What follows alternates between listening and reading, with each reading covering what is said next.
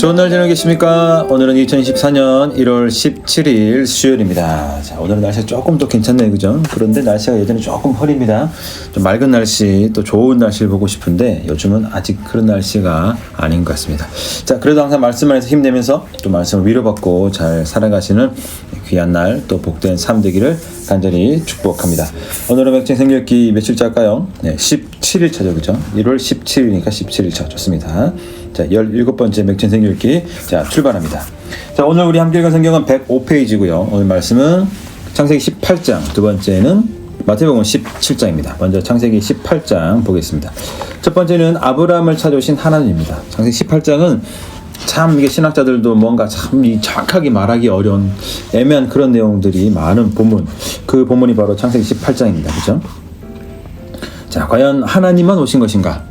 아니면 천사가 하나님이 천사를 데리고 오신 건가? 아니면 삼일체 하나님이 같이 오신 건가? 참 애매하죠, 그죠? 왜 하나님이라고 단수로 얘기했다가 왜 또 복수로 얘기하고 복수로 얘기했다가 왜 단수로 계속 이렇게 섞여서 계속 표현하고 있을까? 참 어렵습니다, 그죠? 그러나 어쨌든 중요한 것은 하나님이 아브라함을 찾아오셨고 그에게 중요한 말씀을 하셨다라는 것이라고 우리가 생각을 하면 되겠죠, 그죠? 자, 첫 번째는 아브라함이 그 손님들을 초대함으로써 오늘 은혜를 받고 또 이 아브라함이 아들 이삭에 대한 약속을 받는 내용이 오늘 1절부터 15절까지 이어집니다. 자, 두 번째 16절부터 쭉 보시면 이제 그 하나님이 소돔과 고모라를 멸망하러 가십니다. 자, 그때 아브라함의 이걸 숨길까? 이 말씀을 하시면서 결국 아브라함의 이야기를 듣게 되죠. 그래서 하나님 아브라함이 말씀드립니다. 죽겠습니다. 50명이면 의인 50명 있으면 어떻게 하시겠습니까? 멸하지 않겠다. 45명이요? 멸하지 않겠다. 40명, 30명, 20명, 10명. 10명만 있어도 내가 그 소돔과 고모라를 멸망시키지 않겠다. 의인 10명만 있어도 내가 멸망시키지 않겠다라고 말씀하십니다. 그러면서 오늘 본문이 끝납니다. 자, 이 본문 여러 가지 많은 설명할 내용이 있겠고 또 참 어려운 내용도 있지만 저는 여기서 한 가지만 좀 주목해서 보면 좋을 것 같습니다. 21절입니다. 106페이지 창세기 18장 21절 한번 같이 보실까요? 내가 이제 내려가서 그 모든 행한 것이 과연 내게 들린 부르짖음과 같은지 그렇지 않은지 내가 보고 알려 하노라. 하나님이 소돔과 고모라 모르실까? 다 아시겠죠. 그런데 21절 보면 내게 들린 부르짖음이라고 말씀하고 있습니다. 부르짖음, 이게 소돔과 고모라 안에도 분명히 뭔가 그것 때문에 고통받는 선한 사람이 있었다라는 뜻이 되겠죠, 그죠? 오늘 하나님이 애굽에서 보시면 애굽에서 그 이스라엘 백성들이 부르짖었고 그 뒤에 하나님이 역사하시고 하나님이 모세를 또 보내신 것을 알 수가 있습니다. 그 부르짖음을 들으시고 난 다음에 하나님이 그 이스라엘 백성들과 맺은 언약을 약속을 기억했다라는 것을 알 수가 있습니다. 여기까지만 본다면 하나님은 우리가 부르짖에 움직이시는구나, 그 부르짖음에 그제서야 반응하시는구나 라고 생각할 수 있습니다. 그렇게 또 적용하면 안 되시겠죠, 그죠? 그러면은 큰일 나죠, 그죠?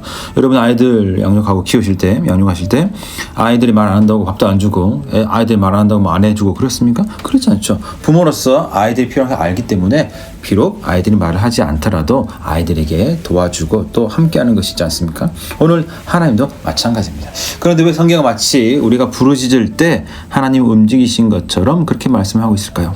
여러 가지 의미가 있겠지만 가장 중요한 것은 오늘 하나님은 우리가 하나님께 부르짖기를 원하신다라는 것입니다. 그리고 그 부르짖음은 하나님의 때가 되었을 때 하나님이 역사하신다는 것이죠.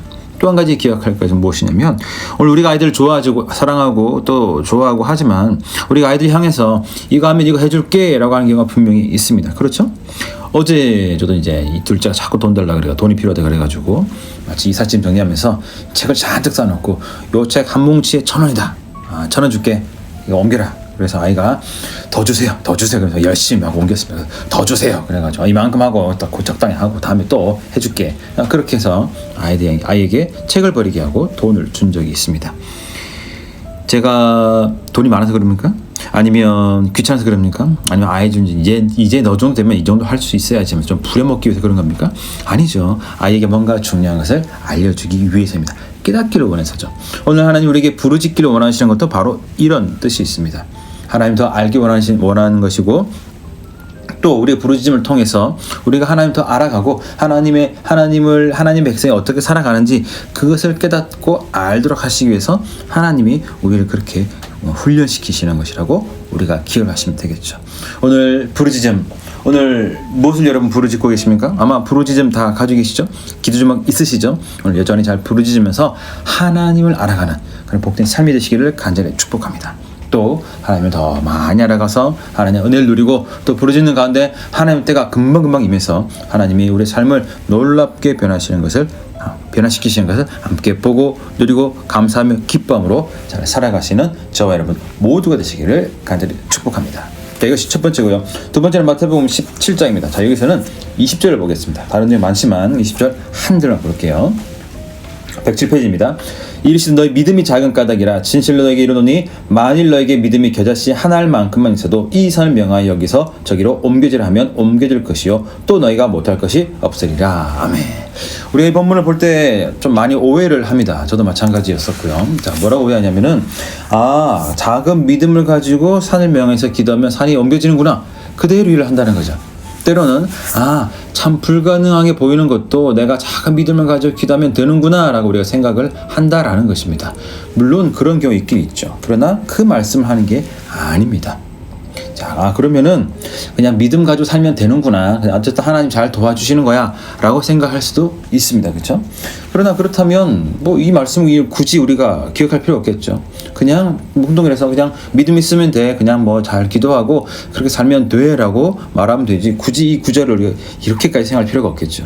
그러면 20절은 성경에서 없어도 되겠네요. 그죠? 그렇지 않겠죠. 그죠? 오늘 20절에 무엇을 말씀하고 있냐? 첫 번째는 산이 옮겨진다. 산이 옮겨지는 무슨 뜻이냐면 나라가 망한다라는 뜻이 있고요. 또 한 가지는 이스라엘의 그 믿음, 성전이 있는 그 산이 옮겨진다라는 뜻을 가지고 있습니다.